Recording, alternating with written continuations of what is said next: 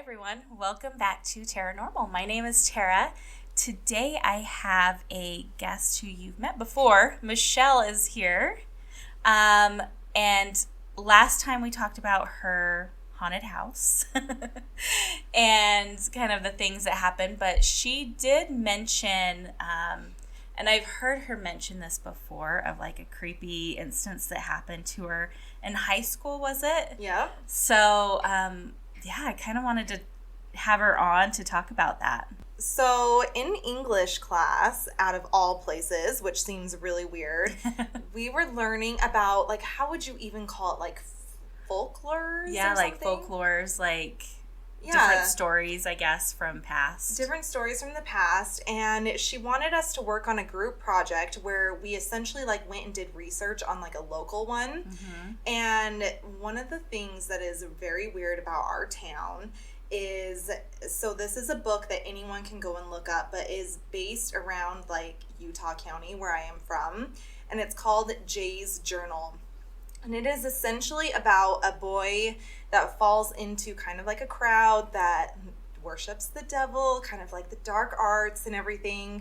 And it's supposed to be essentially his journal on, like, everything that's happening during this time.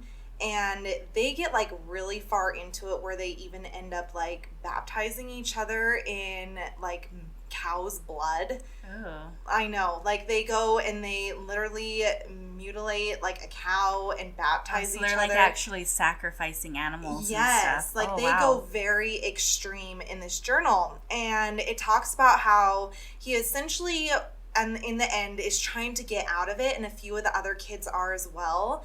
And they all kind of start dying off in very weird ways. Ooh. Yes, like, it's almost like they got so far into it that they couldn't get out. And one of the places that they were kind of supposedly known for going and worshiping the devil was at this really old building at, like, this really creepy location, this abandoned lot. And it used to be this art school, I guess. Mm. But it essentially was, like, this giant mansion just in the middle of, like, a neighborhood. Like, you could have lived next door to this place. And it had been abandoned for years. And so our whole theory, like, we were going to go and we were going to film going into this house, and we were going to record what essentially happened. Wow. So, like, we got a whole bunch of people together, we had our camera, and we all kind of started in the basement, out of all places. Oh, which is where anyone wants to start, really. Yes, right? Like, everyone loves going in a basement. Yeah. And so we kind of go down the little cellar, and we walk in, and, like, it's already kind of, like, a creepy night. I don't know, maybe because we knew what we were doing, I don't know. But we walk in, and the first room that we walk into, it had, like, children's footprints, like, painted all over the walls and the ceiling. Weird. Yes, it was really weird. And, like, of course, you're kind of, like, talking yourself out of things. Like, it was an art school. Right. They were probably painted on the walls. Yeah, like, kind of making it not seem so scary. Yeah, like, it was an artsy thing that they did, and now everyone's kind of turned this into, like, a creepy building. Yeah. So we're like, okay, everyone, just keep on walking. And, like, of course, all of us girls are, like, freaking out. And so we continue back into one of the back rooms, and there is one of those old, like, school desks, like, you know, where, like, your chair is, like, attached to the desk. Yeah. And so we kind of walk into the room, and we're watching it, and this desk kind of starts, like, moving. No way. Like, we have this on videotape. Like, that's how old we are. We have this on videotape of, like, this desk kind of starts moving and, like, kind of twitching. And then there's another door, essentially, into that room that was really near the desk. And it kind of started opening and shutting. And so all of us girls are just, like, screaming. Wow. So we all run out screaming, oh, my gosh. And one of the girls was like, I'm done. Like, I cannot go back in there. And so she went and waited in the car, and the rest of us were like, okay, we're going to go back in. And I'm the type where, like, I'm terrified. Yeah. But I don't want to be waiting in the car by myself. Yeah, no. I feel like that's worse. Yes, like, now you're alone. That, I swear that's always, like, when someone gets murdered in the movie, right? So I'm like, I'm going back in there with all the boys and everyone. Yeah. So we go back in. It's still kind of creepy. Of course, we start back in the basement. But I think it was because that door was, like, already open. Like, we didn't have to break in to go in there. And so this time we're like, okay, we're not going in the creepy room where the desk is moving and doing its own thing. Yeah. Well, let's work our way back upstairs. So we go and start walking up the stairs. And this is like an old house. So there's a door essentially at the bottom of the stairs. And you have to understand that this is carpet. Like, this door can't just, like, open and close on its own, right? Okay. It's kind of open and stuck on carpet. So we all start walking, and it's really dark, and we've got the camera on, and one of the guys has a flashlight, and we all get onto the stairs, and there's a message written on the wall. And so he, like, is kind of starting to read it, and he's like, "Welcome to hell." And all of a sudden, the door slammed shut at the bottom of the basement. No way. Like, I'm serious. That gave me chills just thinking about that. So we're all like, oh my gosh. And, okay, sorry, I'm throwing names out here. But one of our friends, Curtis, was there. And he's like a tall, really big built, athletic guy. And we're like, "Curtis, open the door. And he's like jamming, like trying to open this door like crazy. And it is not budging. And we're all just like screaming. Like, I'm thinking, I gotta be in the middle. I can't be like on the edge here. Finally, he gets it open. Like, all of us are screaming. All the girls run into the car, and I'm like, "Hey, I'm done. I cannot go in this house any further." But of course, the guys are like, "Give us the camera. We'll go in. We're tough, yeah." Right? So they venture back into the house, and I guess they made it back upstairs. The door stayed open on the carpet downstairs. Like, how it's shutting, I don't know. It's not like a breeze could really shut a door with carpet. But they kind of started venturing around upstairs, and they were like, there were broken mirrors. Like, it used to be an art studio and a dance studio, so there were mirrors everywhere. But the guys did not last long in there. Like, I don't fully know what happened because I wasn't with them. And what is very weird is once we showed everyone this tape at school, like, this tape cannot be found. Like, everyone crazy. has been begging for this tape. We wanted, like, copies of this tape. She has no idea where this tape is gone, can never find it. Wow. Like, it is just gone missing. So it was like one specific person that had it, and now it's just gone. It is completely gone missing. And, like, what's crazy, though, is this art school, essentially, like, everyone in our school would talk. Like, we kind of became, like, the talk of the high school at the time. You're like, we're cool now. We were cool. I definitely was not a cool kid at all. But, like, it was the topic that everyone was talking about because it was super crazy. We had it on videotape. Yeah. Everyone kind of was, like, already into going into this house. There were people that had been, like, paid to go and spend a night in the house. No one had ever done it.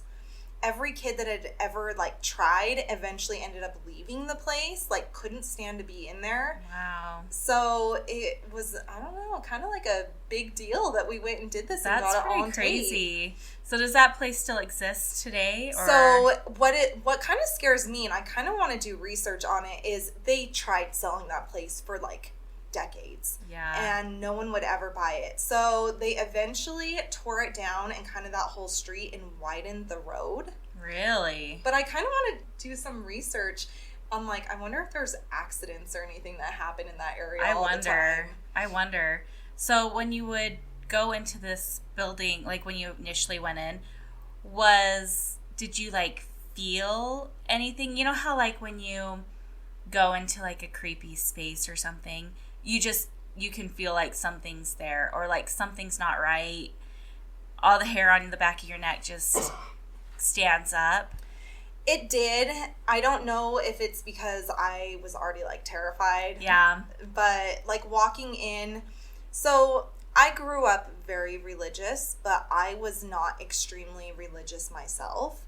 But I will say that when I went home that night, like, I seriously felt so, like, almost, like, dirty, like, disgusting. Like, I couldn't sleep. I was terrified. I just felt like something icky was, like, sticking to me. And I stayed up the entire night. This is going to sound so cheesy, but like reading the scriptures. Really? Yes, like I was so scared.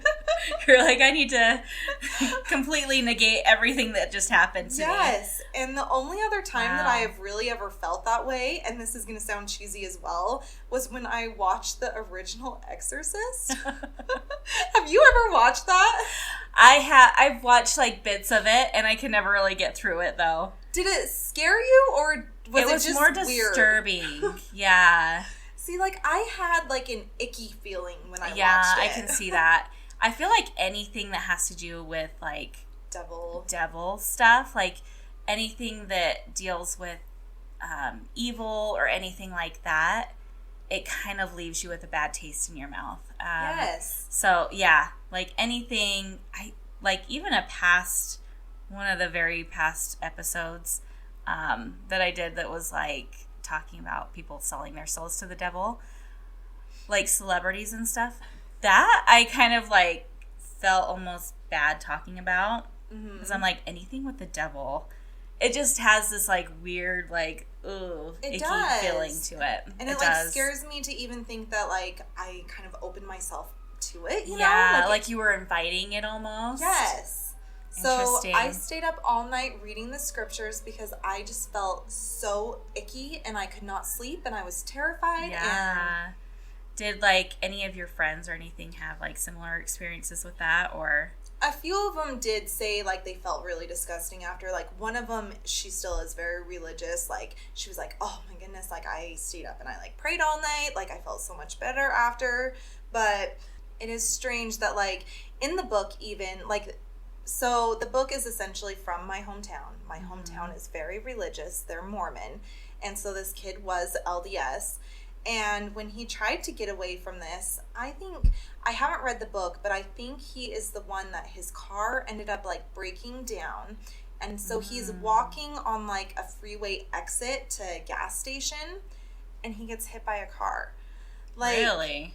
And, like, they're all, like, every single kid in it ended up dying kind of randomly like that, where something happened where they ended up, like, getting injured or something like that. Really? And it was all the people that tried to get away. Like, tried to, like, get back to being good, didn't want to deal with the devil anymore. So, that's really interesting, because I know a lot of people talk about, like, when you sell your soul to the devil, that... if you try to break away from it or like break the contract or something, that you do die in like mysterious ways. And like I think that's kind of where like, have you heard of like the 27 Club with like celebrities? Yes. Yeah. So, and I don't know what exactly makes these celebrities like die mysteriously at 27, but there's a lot of them. And I kind of always had this theory that maybe they did sell their soul to the devil and they somehow, like, broken their contract to where they were supposed to, like, sacrifice something or do these horrible acts to kind of tell the devil that they still want to be with them, you know? And they've kind of broken their contract, and so they die at that age. That's kind of my theory. I haven't really heard, like, any actual, I guess, evidence. I guess that's not really the right way. But how could you really prove something like that? Exactly. Yeah, you can't really prove anything. So I wonder if that's kind of what happened to these kids. Like, they're trying to get out of the contract. They went ahead and summoned the devil or whatever, conjured something evil, and tried to break away from it, and then when they break away from it, that's, you know, sorry. Yeah, you're done. You broke the contract. You're done. You promised me this, and, you know, and you didn't go through with it. So I kind of wonder if that's what it is. But that's really interesting. Yeah, so that's my interesting story of what happened in high school. That's crazy. I'd never heard about this Jay's Journal thing. I guess, well, I didn't really grow up in the same town, so it's probably more of like a Utah County thing. Yeah, little legend deal, but yeah, that's really interesting. Makes me really want to read that book, actually. I know. Now that I'm older, I kind of want to read it. At the time, after experiencing that, I definitely couldn't, But Yeah. I did have a few friends that, like, weren't there with us that it intrigued them, and they started reading the book, but none of them could finish it, actually. Interesting. Like, I'm sure they could now that they're older, but at the time, like... Just creeped them out too much. Yeah, it creeped them out. These kids were the same age as us. It happened in our same town. Like, that would be, like, really close to home. Yeah. So... Interesting. Yeah. Well, thanks, Michelle, for sharing your story. That's really crazy. I wish so bad you could find that tape. I know. I am, like, half tempted to write her again and be like, So, while moving or anything, you haven't come across it? You've never come across it. But I'm like, really? I mean, I don't want to date myself, but that was quite a while ago. If she couldn't find it the same year, I'm sure she's not going to find it now. Probably not. That's creepy in and of itself that it just disappeared. Well, what if all of a sudden it just, like, reappears now that you're, like, talking about it? Now that I'm talking about it, watch, she probably will write me in, like, a month or something and be like, guess what I just found? Oh, if she does, you have to let me know. Yes. Well, thank you, Michelle, for being on and talking about your creepy experience. I really appreciate it. Thank you, everyone, for listening to this today. Please follow me on Instagram, on Facebook, Taranormal Podcast, on all the things. I'll see you next time. Bye.